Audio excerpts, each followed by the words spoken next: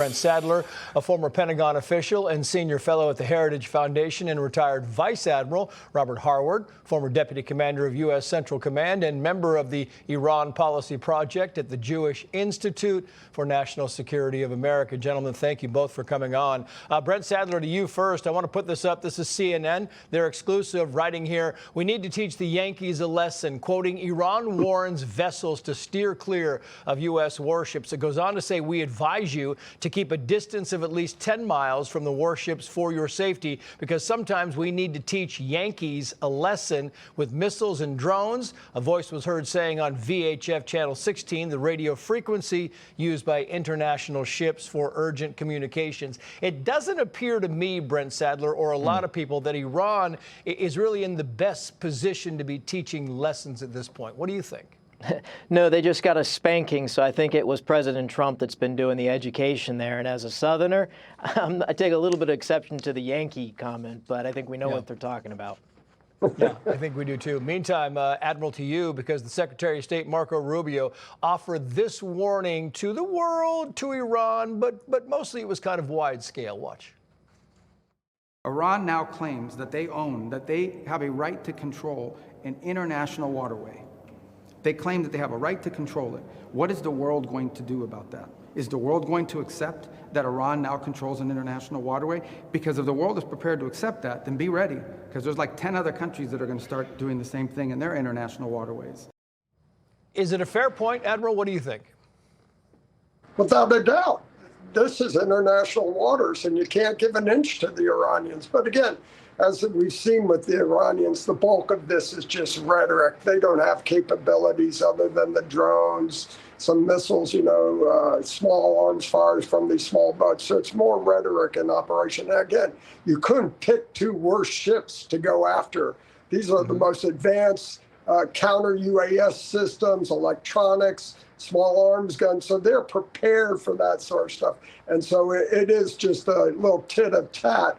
But we do have to remember, going after those targets, Bandar Abbas, Bandar Kar, Keshem Island, where these small boats operated, are fair game, especially if they're continuing to try to harass us. And it can get a lot worse than that. The Iranians haven't picked up on that yet.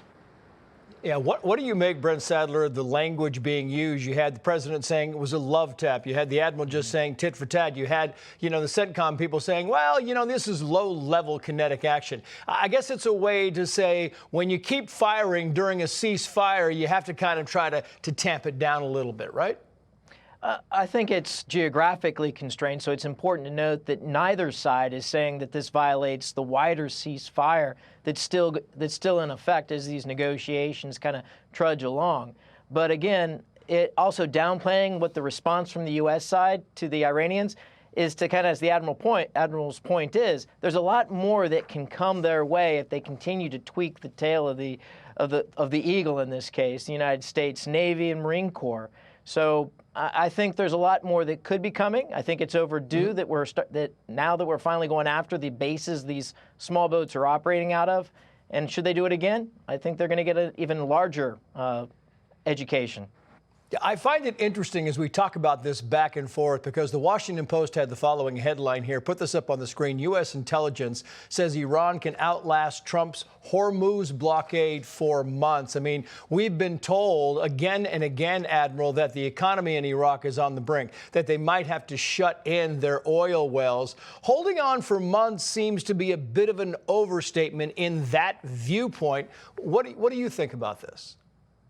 Well, I think they want to stay in power. Survival is their end state. So they don't care about the Iranian people. If they're going to go hungry and suffer, that's fine, as long as they have enough guns to put them down when they revolt. So, yeah, they're going to say that. But the real story becomes what's happening in Iran.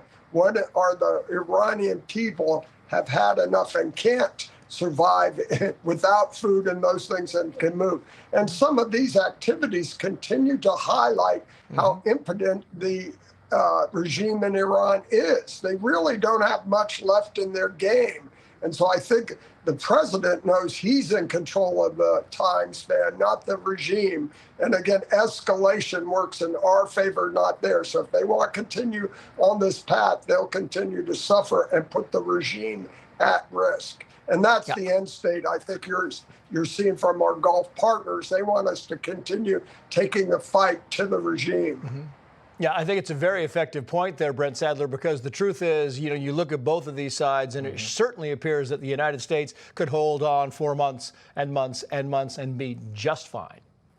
No, absolutely. I think the commentary, at least the rumors that Saudi Arabia and Kuwait were not happy and were withholding access to the bases, I think it was they were expecting a much harsher response from the U.S., what you saw in the last 24, 48 hours. And I think the Admiral was making the similar point here. So we have a growing coalition or a common alliance of interest that wants to push back against the Iranians and certainly will not be satisfied with any interdiction or any type of interference by the Iranians now and well into the future to that shipping.